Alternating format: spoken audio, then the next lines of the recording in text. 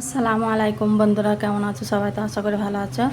তো এখানে আমি চাপিয়ে দিয়েছি লাল শাক। আজকে লাল শাক ভাজবো। তো শাকটাকে ধুয়ে ওপরে নুন দিয়ে দিয়েছি। নুন দিয়ে শাকটাকে সিদ্ধ করে নেব, ভালো করে নেড়ে দেবো।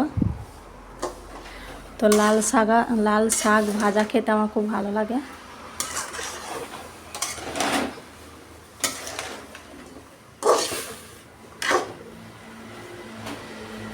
ঢাকনা চাপা দিয়ে দেবো। ঢাকনাটা খুলবো।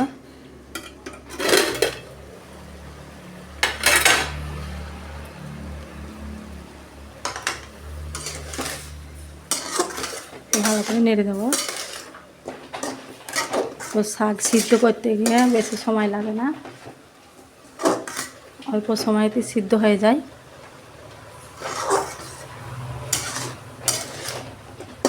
আর একটু সিদ্ধ করে নেবো ভালো করে।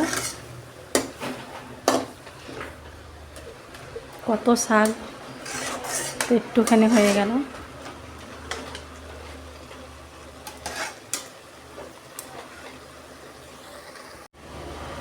শাকটাকে নেড়ে দেবো। তো শাকটা সিদ্ধ করতে অল্প একটু পানি দিয়েছিলাম, কড়াইটা তলায় লেগে যাবে বলে, ধরে যাবে বলে। তো শাক সিদ্ধ হয়ে গেছে, এবার নামিয়ে নেবো, দিয়ে ফোড়ন দিয়ে নেবো।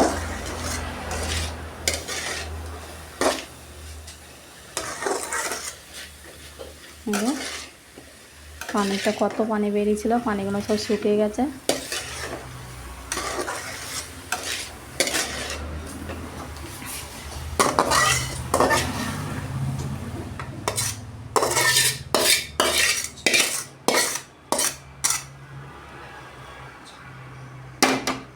শাক নামিয়ে নিয়েছি। শাকটা কত সুন্দর সিদ্ধ হয়েছে। এবার দিয়ে দেবো, কড়াই গরম হয়ে গেছে, তেল।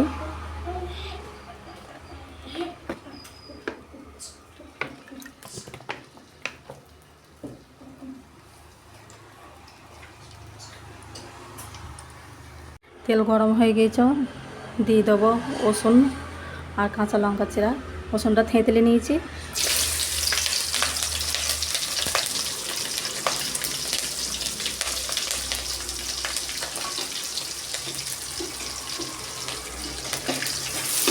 নেড়ে দেবো ভালো করে, রসুনটাকে ভেজে নেবো।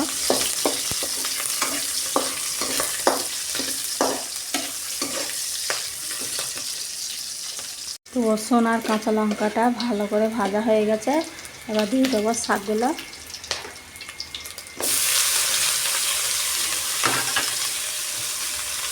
নেড়ে দেবো ভালো করে।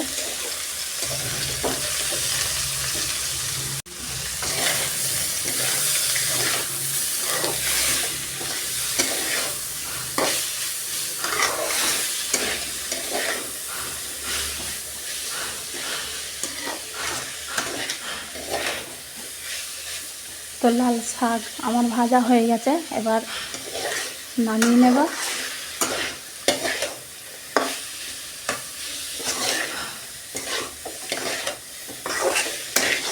এই যে কত সুন্দর ভাজা হয়েছে, দেখে লোভ লাগছে।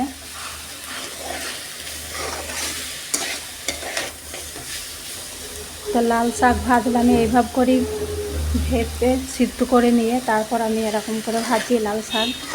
তো অনেকটি প্রথমে শাকটাকে ফোড়ন দিয়ে ভেজে নেয়। তো এই দেখো বন্ধুরা, শাক আমার রেডি। শাক ভাজা, লাল শাক নামিয়ে নিয়েছি।